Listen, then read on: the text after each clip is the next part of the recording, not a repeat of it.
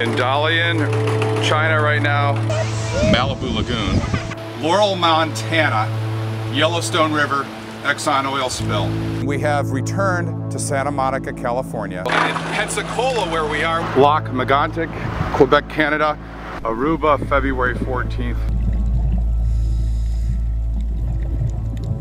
We have an ongoing oil sands or tar sands spill that has been happening here for 100 years or more. And here is further evidence. You have black oil coming out from underneath the sewage drainage system in Gowanus Canal. And with the hundreds of millions of dollars that has been spent on technology that doesn't work, there is still not a solution to the Gowanus Canal contamination. Enough is enough. It's time to bring people together and find a solution that is environmentally responsible and low carbon impact. As advanced as we are as a society, we have yet to advance technology to clean oil from water. What you see here today is an example of a simple and effective technology. It is not magic. It is explained in white papers. It is a technology that attracts oil like a magnet and repels water. And what that means is we can simply and effectively filter the oil out of the water in Gowanus Canal and prevent the oil contaminated waters from reaching the East River in New York City. In conjunction with the OPFLEX booms in the OPFLEX eelgrass, the OPFLEX belt system is a solution to help clean the toxic oil and contamination from the Gowanus Canal in a cost-effective, environmentally responsible way.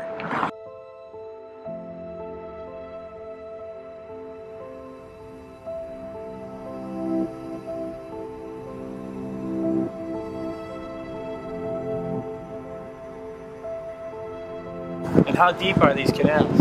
This canal's tidal, it varies between 20 feet and 5 feet. And how much oil is sitting on the bottom? Is it just tar oil? It's a lot of it is tar oil, which is the same thing as they're fracking for. It's the tar sands oil right here in New York City.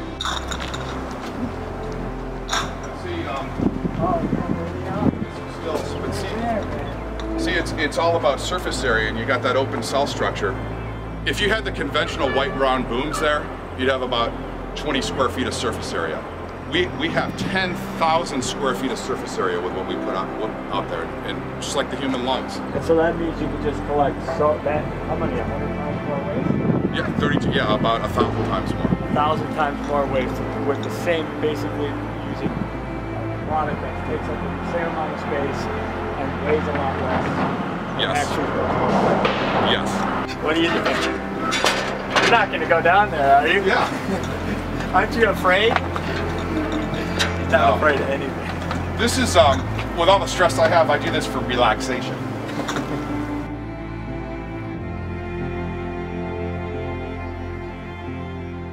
The cost to deploy this is 7 cents a square foot surface area versus $2 on products that don't work, that go to landfills. It's a no-brainer.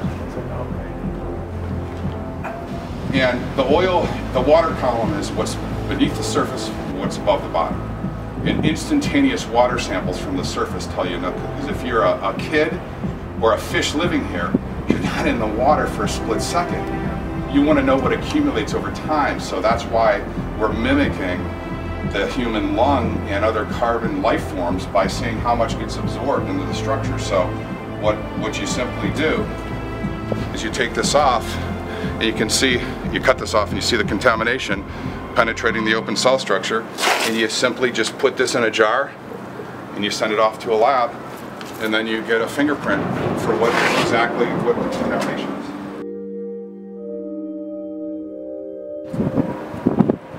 Now what is this made of? Ethylene methylacrylate. It is actually a byproduct from natural gas and oil refining.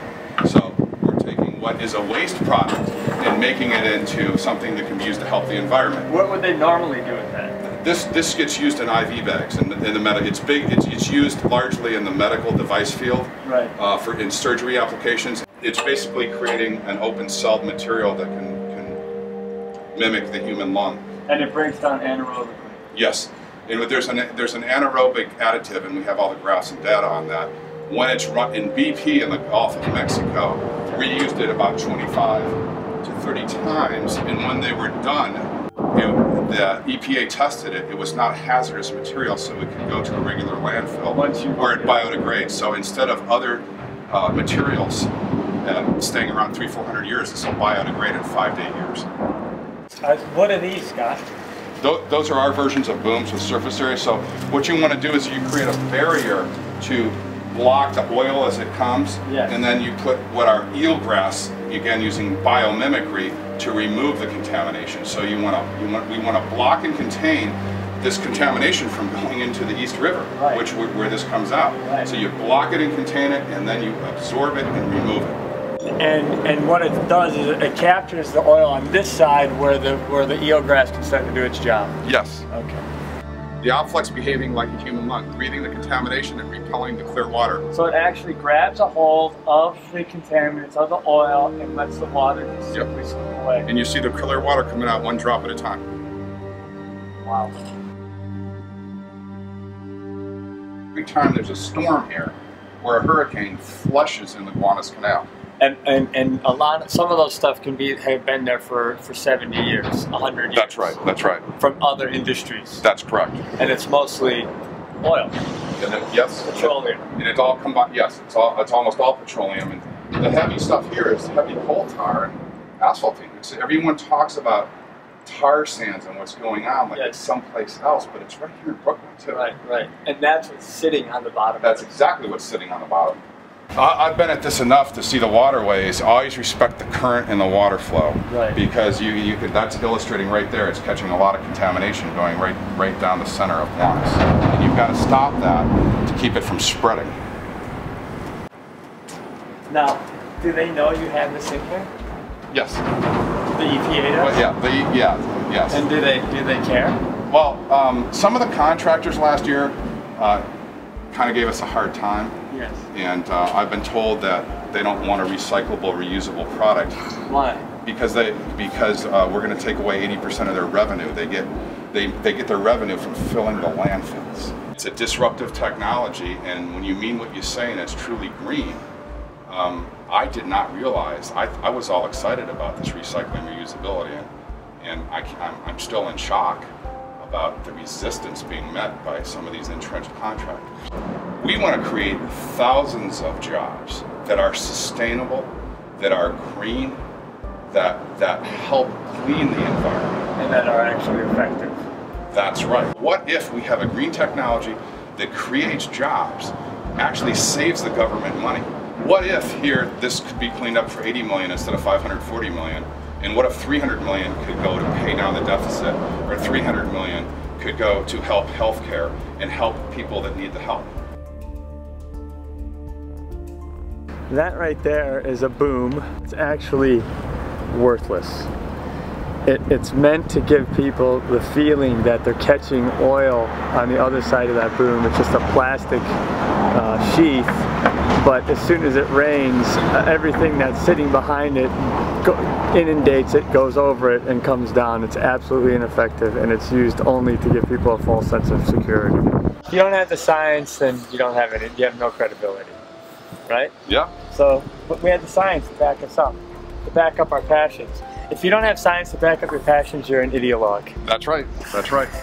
Right? That's right. Ideologues live in the non-reality. And we want to talk about a green economy and green jobs and climate change and responsible power. We've got all the answers tied together. This is all part of a gigantic solution. Which is the new industrial revolution. Yes. Right? The second industrial revolution, we need a second industrial revolution to clean up the mess that the first industrial revolution made.